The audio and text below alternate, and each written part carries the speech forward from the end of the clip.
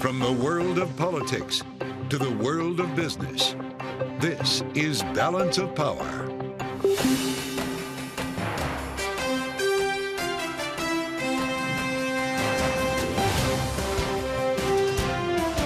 Live from Washington, D.C. From Bloomberg's Washington, D.C. studios to our TV and radio audiences worldwide, welcome to Balance of Power. I'm Joe Matthew. Vice President Kamala Harris lands the coveted endorsement of Barack and Michelle Obama, capping a week that saw her rise to the top of the Democratic ticket after President Biden dropped out. We'll talk about the history of the moment with political scientist Lara Brown. And with the Harris campaign raising $126 million between Sunday and Tuesday alone, we'll follow the money with Dan Weiner from the Brennan Center for Justice. And Donald Trump today meets with Benjamin Netanyahu at Mar-a-Lago following the Israeli Prime Minister's visit to the White House this week. We'll discuss that as well with our political panel here on the Friday edition of Balance of Power. Welcome and thanks for joining us. One of the last big Democratic names to endorse Vice President Kamala Harris for the White House has fallen into line in a video released by the Harris camp, surprising few. Former President Barack Obama and Michelle Obama offered their endorsements. Kamala. Hello. Hi. Hey there. Oh, hi, you're both together. Oh, it's good to hear you both. I can't have this phone call without saying to my girl Kamala, I am proud of you. This is going to be historic. We called to say Michelle and I couldn't be prouder to endorse you and to do everything we can to get you through this election and into the Oval Office. Oh, my goodness. Michelle, Barack, this means so much to me. A carefully choreographed phone call with a camera at the ready. Surely they told her who was calling, right? Bloomberg's Scully joins us now with the latest on the campaign. Megan, it's great to have you at the table. This was the big one, as I mentioned, surprising none. Why the delay? This was kind of rolled out over the course of the week, I guess, to seize on the news cycle. Yes. How did it work today? I think it started with Obama not wanting to endorse a candidate if this was going to be an open field, right? He didn't endorse Joe Biden in 2020, much to Joe Biden's consternation in the hotly contested primary. And I think the Obamas wanted to give it a beat and just make sure that it was going to be Harris as the nominee and we weren't headed towards a contested convention.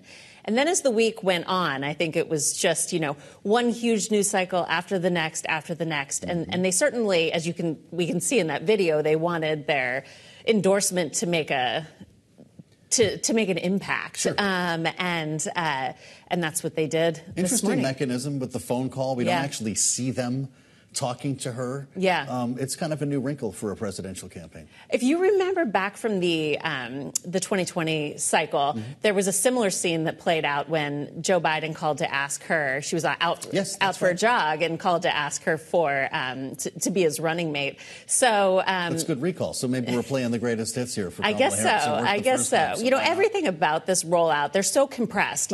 So they need to take every moment that they can to make a splash. And this was just yet another way, certainly much more so than just a tweet or an email. We're getting so used to that. I mean, my goodness, Joe Biden dropped out of the race on letterhead. We didn't see him until several days went by. So now one of the next big tasks will be choosing a running mate. Of course, Megan, we know that vetting is underway, and we keep seeing short lists that seem to get a little bit longer each time, which gives you a sense of where we might be in the cycle. One of the names that's being bandied about is Senator Mark Kelly. And I bring this up because you have a particular specialty when it comes to Congress. Would a Kamala Harris administration really want to dislodge a senator from Arizona with such tight margins right now? Well, they would be able to because the Democratic governor would appoint, presumably, a Democrat to replace Mark Kelly were he to be the vice president until 2026. And then there would be a special election at that time. Arizona has been trending more and more blue. We'll see what happens, with this election cycle. But there certainly would be room. They wouldn't be taking a risk, at least in the short term. And he brings a lot. He would bring a lot to the ticket. It's quite a story that she would have to tell with him. Absolutely. And look, I'm just grabbing one out of the pile here. If you're with us on Bloomberg TV, you see the 6 that are being bandied about. It seems that Governor Shapiro is kind of leading the pack right now. Is that safe to say? I would say he's certainly up there, given all the scuttlebutt we're hearing and everyone else. That doesn't mean that he's a shoo-in by any chance, but, as a Pennsylvania native myself, I'm always, Pennsylvania is the big kahuna in this election. You and I both know that's the one you need to win, right? Absolutely. Great to have you back, as Thank always. you. Megan Scully reporting for Bloomberg here on Balance of Power as we turn to the battle against inflation that seems to be going pretty well. As the Fed's preferred price gauge rising at a tame pace in June, keeping hopes for a September rate cut alive. Some even raising their hands for a cut next week, though I don't think Anna Wong is going to go along with that. Bloomberg's Anna Wong is with us at the table, chief economist, Bloomberg Economics. Anna, it's great to see you. Does this not make the trend that the Fed needs, the data-dependent Fed? Why not cut next week? Yeah, because on a 3-month annualized basis, core PCE is going at 2.3% right now, which is very close to the Fed's 2% target. However, the Fed has been tricked by that measure before. Recall last year, actually, the 3-month annualized pace of inflation is actually even lower than that. But then soon after, the inflation resurged, and then, we went through the whole up and down again. So I think the Fed is just being extra cautious this time. And but by September, the Fed will have 2 more inflation data releases, which should provide enough confidence for them to make the move in September. So September is what we have our eyes on, but there, of course, is a meeting next week. How will they telegraph this? Will it come in the statement, in the news conference afterward when Jay Powell talks to Michael McKee? How's this going to work? Yes, I think it will be in both. And the Fed is very good at tweaking the policy statement in a very minor way and yet signaling a lot. For example, they could simply acknowledge that they will do whatever they need to sustain the expansion. In projecting the future path of Fed funds rate, they acknowledge some uncertainty. And as long as they acknowledge some uncertainty or they talk about a subtle change in their assessment of the risks, balance of risks, I think those are all subtle hints that would sound more dovish to the people who monitor the Fed language very. Of course, the jobs report comes after the Fed meeting next week. That could be the data point that completes the puzzle here, no? What are you looking for on Friday? Yeah, so even if the unemployment rate does not further increase as it did in the past 3 months, in fact, in the past 3 months, the unemployment rate was rising persistently. But even if it stays at 4.1%, a well-known recession identification trigger would be very close to triggering. And I think the Fed is, while their baseline is that they don't think there will be a recession this year, that rule has hold true. The recession identification rule, the SOM rule, has been true for over 70 years. And for it to be getting to 0.47, where the 0.5 is the trigger, would be perilously close to it. And I think the Fed wouldn't want to flirt with that kind of with a recession right now. So I think a lot of people think the Fed should cut next week. They still want to see some more inflation data. Ultimately, they will cut in September. September, says Anna Wong. Beware the SOM rule. Bloomberg Economics, Anna Wong, thank you so much. On the heels of today's data and in advance of next week's Fed meeting, we'll be talking about that a lot more next week here on Balance of Power. And ahead, we're going to look at what the fundraising numbers tell us from both the Harris and Trump campaigns just a couple of days into this new contest. Dan Weiner of the Brennan Center for Justice will join next on Balance of Power on Bloomberg TV and radio.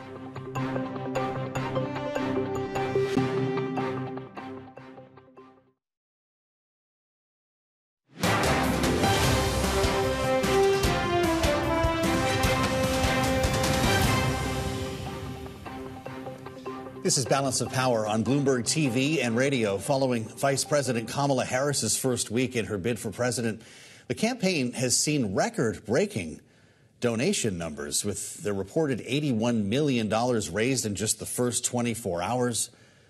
Kept coming in over the course of the week, and it comes as both candidates are vying for support through their fundraising efforts. This weekend, former President Trump is scheduled to fundraise alongside crypto donors. Big group split in their support in Nashville, where tickets span from $60,000 to over $840,000 per person. with Harris having access to President Biden's almost $100 million war chest now. The race between these two is just beginning when it comes to the fundraising battle. And joining us now, somebody who knows a lot about this, Dan Weiner, director of the Brennan Center for Justice's Elections and Government Program. Dan, welcome to Bloomberg TV and radio. These are staggering numbers we're talking about here, and I'd like to dig into each candidate, what we're seeing happen on both sides of the campaign. But broadly speaking, now that we've seen this adjustment, if I can call it that, Kamala Harris at the top of the Democratic ticket, remarkable passion around this on behalf of Democrats. Are we headed for a record in this presidential race? Well, first of all, thank you so much for having me on the show. So the simple answer to your question is absolutely. I think that we already were predicting that this election would break all fundraising records. Actually, President Biden had been doing very well in fundraising before he dropped out, at least until recently.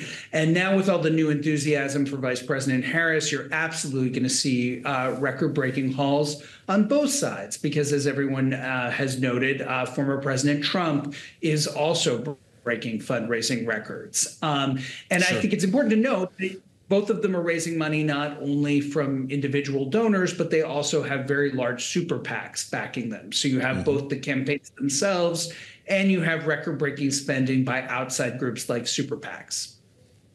Just to stick with this Harris campaign phenom in its first week for a moment, Dan, between Sunday and Tuesday, right? Sunday is when the letter went out from Joe Biden. And by Tuesday, the Harris campaign says it had raised $126 million, and much of it from small donors contributing for the first time. The first-time donor number was remarkable. We don't chalk that up to this groundswell of support for Kamala Harris as much as anyone other than Joe Biden, do we? Well, it's interesting because I think sometimes people think of small donors as kind of keyboard warriors who are really responding to emotional appeals. But in fact, small donors, are very much sort of aligned with the two major parties, and they are responding to, on the Democratic side, I think, a sense of resurgence on the part of the Democrats, in the sense that Vice President Harris maybe has a real shot. And so they've opened the floodgates. I think that probably some of that is a little bit artificial, because I think people had stopped giving when there was a sense that maybe President Biden was not a great shot for reelection. Okay. Now that there sort of seems to be a real race on, people are opening their wallets again. Well, I wonder just how many of these were Democrats in despair who were upset about Joe Biden being too old and maybe not able to win, versus the double haters who might have decided that they found a candidate here. Dan, we saw this new poll from Siena and New York Times this week. The number of voters, double haters, disliking both candidates fell to 8%. This poll was taken after Joe Biden dropped out, down from 20% before that happened. That's a whole new crop, potentially, of donors for either campaign, isn't it? Yeah, I mean, all the evidence suggests that a lot of this is motivated by enthusiasm for the Harris campaign, which tends to be why many people donate. But I'm sure there's also an element of antipathy towards the other side. I think that's probably the same for President Trump's donors. So I think you're seeing both of these things. Look, this is going to be a very hard-fought, close election. And I think that, as other past presidential elections, that also motivates people to open their wallets. Sure.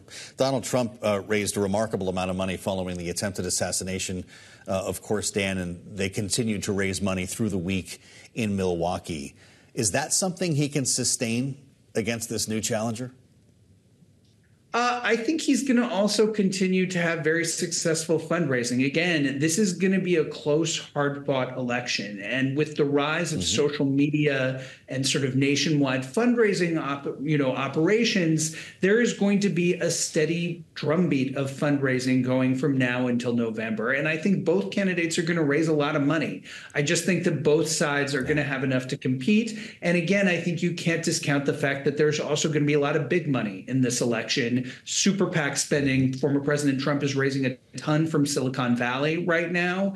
Obviously, the Democrats have their own big super PAC donors, so that's going to be a huge factor. And a lot of the attack ads that you're going to see are probably going to be funded by super PACs, not the campaigns themselves. Yes, right. Let's talk about those a little bit. MAGA PAC, of course, behind Trump here, is adding $32 million in ad buys attacking Kamala Harris through Labor Day. Everyone's reserving airtime, as you know, Dan. Future Forward, which is the biggest Democratic-leaning super PAC, is going to spend $50 million on ads promoting Kamala Harris in 6 states, the 6 swing states, over the next 3 weeks here. This is really just the beginning, Dan. What is this going to look like once we come out of Chicago and we're headed to Labor Day when people are paying attention? You know, I'm going to predict that if you live in a swing state, it is going to be saturation, and not just over broadcast, but also you're going to be seeing a lot of pop-up ads because campaigns are moving increasingly online. And so a lot of that money is not just going to TV and radio, it is going to online advertising, which is actually harder to track, but we do know that it's increasing probably exponentially. So no, this is just the beginning. Look, again, this is going to be the another in a series of very close presidential elections, and that is part of what drives the money machine in our politics, because it's essentially a jump shot, kind of like the last election and the election before it and the election before it. And so if you live in a swing state, you're going to be seeing a lot of advertising. Well, God knows that's true. I'll tell you, we've all, throughout the primary season, had a taste of it, but this is going to be new level if you're in Pennsylvania, right, Wisconsin, or Michigan, I'm sure.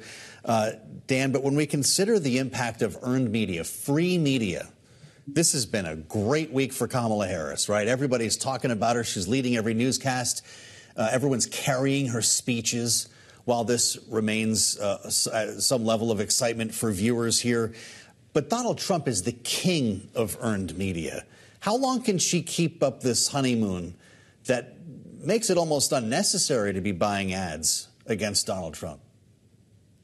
Well, I don't know if it's a question of a honeymoon, but it is interesting when you look at money in politics at the presidential level. There's a tremendous amount of earned media that goes into that, too. Presidential candidates are a big deal. That's why, interestingly, when we study money in politics, we actually think it almost has more of an impact down ballot, where the candidates aren't getting this much media attention. The reality is both Vice President Harris and President Trump need enough money to mount viable campaigns, but at a certain point, they're going to have enough, and money is going to have diminishing returns, partly because both of them, I think, are going to get all of this earned media. Some of it may be negative, some of it may be positive, but it all serves to sort of increase their prominence and increase them in the news.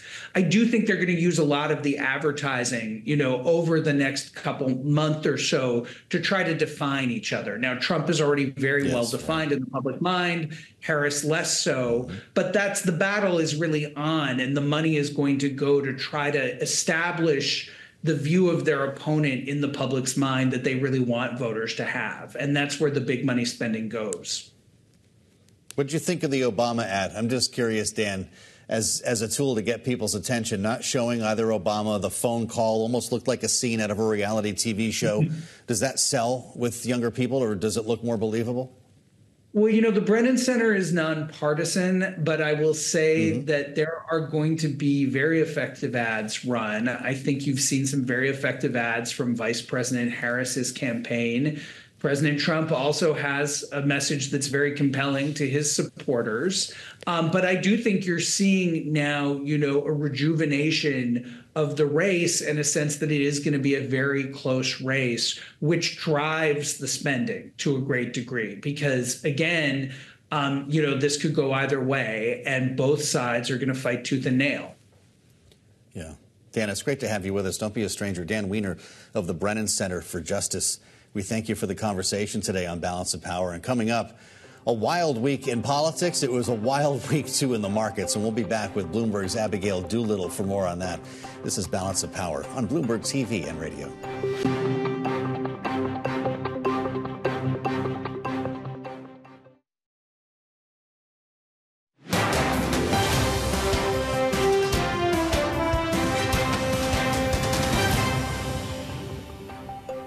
This is Balance of Power on Bloomberg TV and radio. I'm Joe Matthew in Washington. Thanks for coming along. It's been a wild week in the markets. And Bloomberg's Abigail Doolittle has been with us for each step of the way, joining us now to wrap things up. I think I have whiplash at this point, Abigail, but we liked what we saw today. Yeah, stocks ending the week higher on Friday, not on the week overall. Overall, we are looking at 2 down weeks for the S&P 500, the NASDAQ 100 down for a third week. But let's focus on today because it really is interesting after all of the volatility this week on uncertainty around election 2024, plus too far, too fast for big tech. The S&P 500 up 1.1%. Something I'd like to point out, the VIX dropping today down to a 16 handle. That is still elevated, but what's so interesting to me is that this came after the Obamas endorsed Kamala Harris. To me, as a market watcher, that was the last piece of uncertainty for her potentially. Now that that's out of the way, the VIX starting to retreat. Let's see if it goes back toward the truly complacent levels of 13, 14. One reason it may not, this race is getting closer. From the betting odds, it's tightening up. It's a single-digit spread. We haven't had that before, and this is showing we now have a burgeoning Harris trade. We have solar stocks up more than 4%. We also have some of the healthcare stocks related to Medicaid and Medicare higher as well. On the other hand, the Trump trade is also higher. DJT up along with the shares of Smith & Wesson, that gun company, but up less than the Harris trade. However, Joe, when we back it out to the week and we take a look at value versus growth, value besting growth up on the week, or excuse me, value up on the week, growth down just a little bit on the week. The reason this matters, if we go back to 2016, one of our Bloomberg intelligence analysts put together this great chart showing that in the period between election 2016 and when Donald Trump took office in 2017, well, growth up 6%, value down. So value growth, that might really be the tell to watch over the next little more than 90 days. It's probably going to be a pretty busy 90 days with lots of twists and turns, but the VIX and value growth, Harris trade, Trump trade, well, we'll be watching it all. The Harris trade and the Trump trade. I'm fascinated by all of this. Abigail, how much, though, of the action this week was simply reaction to earnings? I don't think all that much. From an idiosyncratic standpoint, we had huge movers today. For instance, 3M up more than 20%, the best day ever. Yeah, Dexcom, amazing. To the other hand, down 40%, having nothing to do with election 2024, but that really didn't influence the surface that much.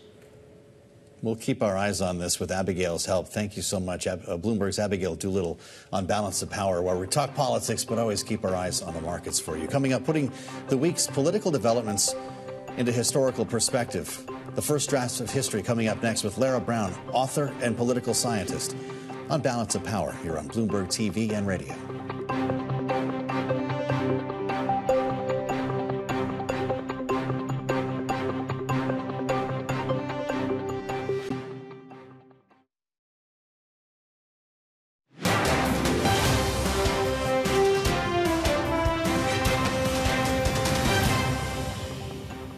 I pledge to you I will spend the coming weeks continuing to unite our party so that we are ready to win in November. We are here today to throw our support behind Vice President Kamala Harris. I'm proud to strongly endorse Kamala Harris. Make no mistake, this is a politically astute Vice President of the United States. She is capable, officially, personally, and politically, to lead us to victory in November. She's experienced, she's tough, she's capable. But I've decided the best way forward is to pass the torch to a new generation. And the transformation made complete today with the endorsements from Barack and Michelle Obama, capping an historic week in American politics. With leaders throughout the Democratic Party, as you just saw, gathering behind Vice President Kamala Harris in remarkable speed. Remembering that we began this week on Sunday with a letter from Joe Biden telling us that he was dropping out of the presidential race. Helping us put this all in perspective now, Lara Brown, political scientist and author of Amateur Hour, a presidential character, and the question of leadership. Lara, it's great to have you back here on Bloomberg TV and radio. It's going to take us some time, I think, to put this in perspective, but that's more your job than mine. And I wonder what you make of the first draft of history, the amount that we have actually witnessed, the amount of information that we've consumed over the course of this week. It's going to take us some time to unpack. Kamala Harris is moving ahead with remarkable speed here. How do you characterize this week that we've seen in politics? Well, it has been certainly a week of just constant news and new ideas and new people and new moments. It has been a lot, and I do think everyone needs to take a big, deep breath and see where we're going to go. But it is clear that the Democratic Party had no appetite for another conversation about who should lead it after President Biden stepped back and stepped away. It's very evident that the Democratic Party wants to take on former President Trump. They have put their support behind the vice president, and they are in every way seemingly ready to roll. Well, it's interesting how that has changed so much over the course of just a week. When we were in Milwaukee at the Republican National Convention, Lara, the conversation was which governor might rise to the top here and create a whole new ticket if Joe Biden drops out. Would it be Shapiro, Beshear, all the same names we're hearing now for possible running mates for Kamala Harris? There was this talk of a mini primary, the James Carville approach. We're going to take the show on the road and do, town halls across the country to make it appear that there was a contest here. But it felt differently when Joe Biden dropped out, didn't it? Well, it did. But I would argue, and I have put forward, that this should not be surprising in the slightest, partly because it took so long for President Biden to accept that the party was really wanting him to step aside.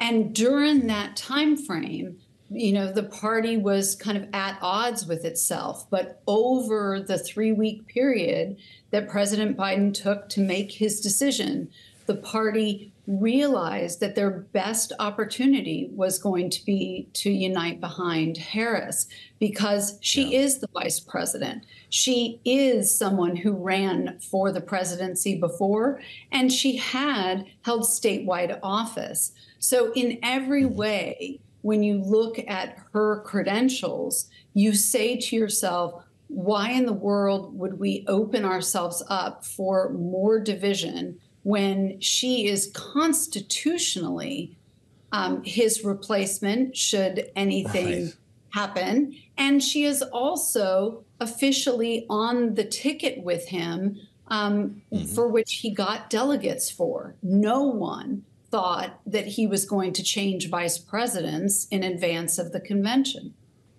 Right. Well, here we are, and it's happening. And I want to ask you about strategy and the way the Kamala Harris campaign should deal with the attacks from the Trump campaign. And some of this might be based on a bit of institutional knowledge, remembering Donald Trump, of course, ran against a woman in 2016 and the experience that he had running against Hillary Clinton. We're hearing words like radical. We saw him describe Kamala Harris as dumb as a rock at an event this week, questioning her background, her smarts, and her ability to do the job. He mispronounces her name on purpose on a regular basis. I spoke with American University professor of journalism and media studies, Jeanne about this, Lara. We talked about Harris's candidacy with regard to Trump. Here's what she said.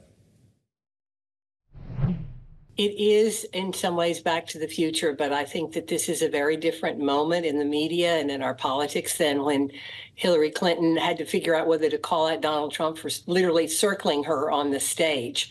Kamala Harris is clearly moving to define herself and outrank and outrace Donald Trump and trying to tie her to the policies of the Biden-Harris administration. What do you make of that, Lara? And how does Kamala Harris use Hillary Clinton as a teachable example? Well, let me just pick up on what she was saying about it being a different time. We have to recognize that since Secretary of State Clinton ran for the presidency, we have seen not only a woman become the vice president, but we have also had a Me Too movement. We had the Women's March shortly after President Trump was inaugurated. In fact, if you recall, that was the Sunday after his Saturday inaugural ceremony.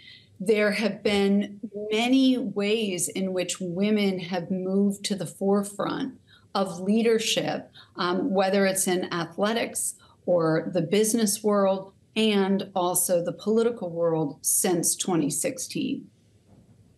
How much time does she have to roll out a running mate? Should she wait for the convention or not? Well, she won't. The party is wanting to have a confirmed ticket by August 7th because of the Ohio ballot issue, whereby they need, in order to print their ballots, to have those names to them by August 7th. And even though Ohio has passed legislation to extend that deadline does not come into effect until September 1st. And that has made the DNC very worried that Republicans would try to sue were they to miss the 7th deadline. So we'll do the virtual thing, I guess. Who's your front runner? Are you allowed to tell me? Well, here's what I will tell you. It's not going to be about what any of us think. It's going to be about what Vice President Harris is comfortable with. It is true that the most important part of selecting a vice president is that you pick someone with whom you have a strong working relationship with, that you believe and trust can do the job. You also need someone who's going to be good at being an attack dog, and not everyone can do that. So even though on paper people look good, sometimes there are surprises. If I were sort of throwing a dart, I actually would not consider Governor Cooper of North Carolina out of this. Oh, I have to ask you why now.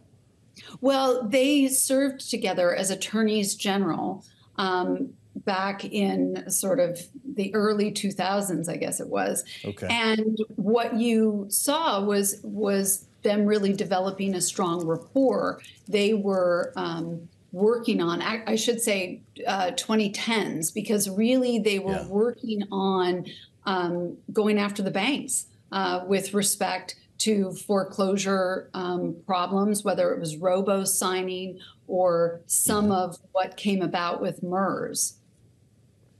All right, we'll play this tape back when she picks him. Lara Brown, thank you. It's good to see you. Thanks for sharing your expertise with us, as always, on Bloomberg TV and radio. Coming up, we assembled our political panel as we take a deeper dive into the Veep stakes. Rick Davis, Jeanne Zaino ahead on Balance of Power on Bloomberg TV and radio.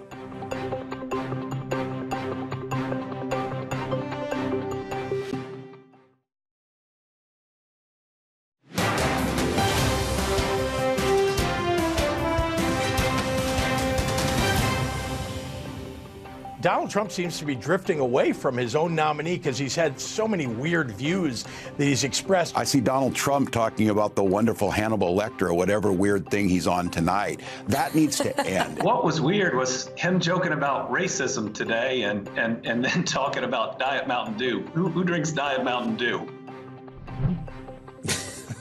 I know a few. Some of the names being tossed around for vice presidential consideration. The running mate for Kamala Harris, Tim Walz of Minnesota, Governor J.B. Pritzker of Illinois, Andy Beshear of Kentucky. With the new line we've been hearing, the new Democratic attack line on Republicans, you're weird. As we assemble our political panel, Rick Davis, Stonecourt Capital is with us, and Jeanne Zaino, political science professor at Iona University, senior democracy fellow at the Center for the Study of the Presidency and Congress. Great to see you both. I don't know what you think of this, Jeanne, but is weird the new deplorable? It's sounding like it, and I'm still trying to figure out the whole diet soda kind of thing. I get it, but it is weird, if you want to use that word. But they are all out auditioning, making their best cases, and this weekend, many of them are going to be out on the stump. I think one of the really interesting things I saw is that Mark Kelly's wife, Gabby Giffords, is going to be out in Michigan campaigning for Vice President Kamala Harris. So they're getting themselves and their respective prospective spouses out on the stump to try to make this case. And, you know, they have only got a little time to do this because she looks like she's going to wrap this up within the next week or so. So it is vetting time for sure. Vetting time for sure. Rick, you know what it's like to spearhead an operation like this when you don't have a lot of time. And I'm wondering your thoughts on the rules and if there are any this time. Does geography matter as much as we think? Is it about finding somebody who has chemistry with Kamala Harris? What's going on right now? So the general rule is when you're behind, you pick someone who can help you win. Bring a state. And when you're ahead, you pick somebody who you think can help you govern. So Joe Biden was selected not because he was going to bring Delaware, but because he was strong on foreign policy, a weakness of Barack Obama's. Great example, right? I think that they're very much into we need someone who can help us win. So that means they bring a constituency, they bring a state. A lot of talk about, we hadn't had a vice president brought a state because we haven't needed vice presidents brought a state. We had other filler that we needed. And so I would say if I was handicapping it, you got some great candidates out there, but the ones that are in swing states are a little bit better candidates than anybody else. And that's kind of across the board, right? Whether you're talking about Mark Kelly in Arizona, Josh Shapiro in Pennsylvania. You made a great point earlier that Kamala Harris could be exploiting the Sun Belt as much or more than the Rust Belt. That's a different approach than Joe Biden had. Does that mean a different candidate to run with her? Potentially. Look, she appeals to a different kind of person, right? I mean, Joe Biden had a Rust Belt strategy because older white voters in the Rust Belt loved, Joe Biden. I mean, he was overperforming with, voters over 50, 65 years old. So already we see a resurgence of young voters coming back into the Harris campaign. We see more voters of color coming back in. So the deficits that Joe Biden had are advantages for Harris. So she's going to have some choices that she ought to make. And some of them is going to be, how do we hold on to the older population while recruiting all these younger voters?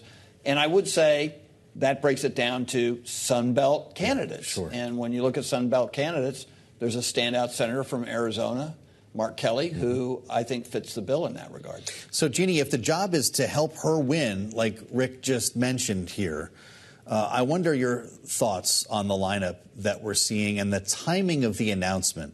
We just had a conversation with Lara Brown, who points us to the need to get Ohio settled and get this announced in time for a virtual nomination. But doesn't Kamala Harris need someone to get on the road and start stumping for her now? Yeah, I mean, after they do their vetting and make sure there's nothing in the closet, I mean, we're assuming that all the people that are on the short list have been vetted a good deal in their own runs. But, you don't want anybody who didn't pay their taxes or who has an immigrant that worked for them illegally. So they've got to do all that vetting. But I do think, looking at the numbers, she is bringing home, at least now, if you believe those polls, the Democratic coalition, young, Black, Latino, Hispanic, where you're going to have to win in order to win this campaign or this election is you're going to have to win the white non-college educated. It's about 170,000 voters spread across 6 or 7 states. And I, too, think that Senator Kelly is a very attractive candidate. But for my money, I think she is going to go to the Rust Belt. And so I think Gretchen Whitmer, I'm not as convinced will get it because of the issue they want a male and a white male. And that leads you to somebody like Shapiro. I don't think Bashir is necessarily attractive because he doesn't bring Kentucky. So I, too, heard Professor Brown. I like the idea of Cooper, but I'm not so sure you want to fight this out in the Sun Belt because, again, she needs to do better. She's not going to get them, but do better with those non-college white voters than she is doing or than Joe Biden was ever able to do. You were faced with a timing question on the McCain campaign rolling out a running mate. Does Kamala Harris need to do this next week, or do you try to get it as close to the convention as you can to get the convention bump? Well, as I understand it, they're going to take a virtual nomination on the 7th of August, and therefore she has to have a name to put onto that nomination ticket. They will approve a vice president at the same time they'll approve a president. And that will have the standing of being the nominee. So I don't know why they're doing that. They actually don't have a problem with Ohio. Ohio has said you can do it after your convention. The Democratic Party has been stuck on this and for some time. They could nominate her in Chicago. They could easily nominate her in Chicago. And actually, frankly, I don't think she ought to be in the hurry to do it. I think this is a self-imposed deadline. And she, frankly, this is the biggest decision she's going to make between now and the election. Yeah. And voters are going to look at this and say, what kind of judgment did she use? Did they rush it? Did they take their time? Did they do the right thing?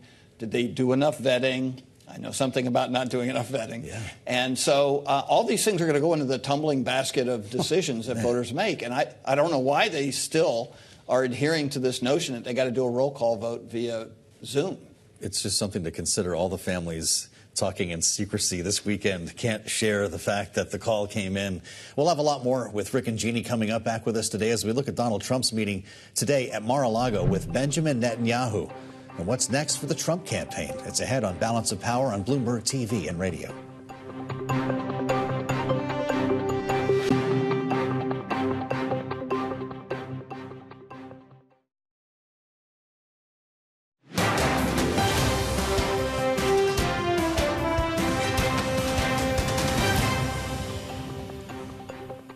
This is Balance of Power on Bloomberg TV and radio. I'm Joe Matthew in Washington. Thanks for being with us.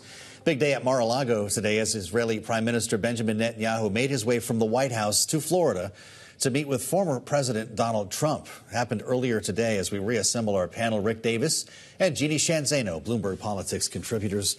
Great to have you both with us. Rick, what do you make of this 3 meetings for Netanyahu?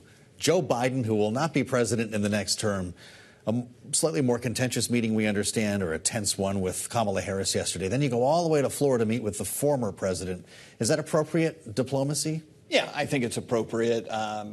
He's working the ref, right? I mean, yes. One of these people are going to be president of the United States. One of them currently is, and he's got to cover all these bases. It's interesting that he thinks, I think, that he'll still be prime minister after this election. And so, to me, that's the self-awareness that I found really interesting. It's like, I'm planning for the future, even though nobody in Israel wants me to continue to be prime minister. Yeah. So it was as much about him as it was about the people running for president. What would change, Jeanne, when it comes to policy for Israel in a Trump 2.0 versus a Kamala Harris administration?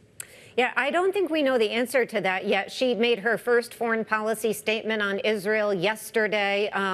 I don't think substantively she separated herself from the Biden administration, nor would that probably be appropriate since she's the sitting vice president. Let's face it, Donald Trump and Benjamin Netanyahu had a very close working relationship during his tenure. And then, of course, to see that relationship fractured because Netanyahu had the gall to congratulate Joe Biden on winning sort of tells you a lot about Donald Trump. I mean, it was so fractured that after October 7th, we all remember Donald Trump comes out and blames Netanyahu for a lapse in security causing 10/7. He has since walked that back, and certainly today was about resurrecting that relationship or repairing it. But this is precisely where we are, and I think they will repair it. And to Rick's point, if Netanyahu is still in office and Trump gets back in, I suspect they would be just as close. But Harris, I don't think we know yet what her foreign policy vis-a-vis Israel would look like. We heard today from Donald Trump's running mate, J.D. Vance. He was on Megyn Kelly's radio show responding to criticisms of words that he spoke a few years ago about, remember this, the childless cat ladies? Take a listen.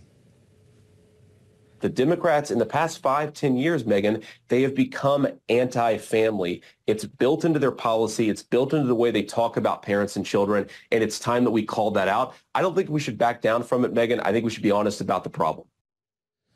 Rick, we've found J.D. Vance responding to clean up a number of things that he has said in the past that have come out since this election. You talked about vetting.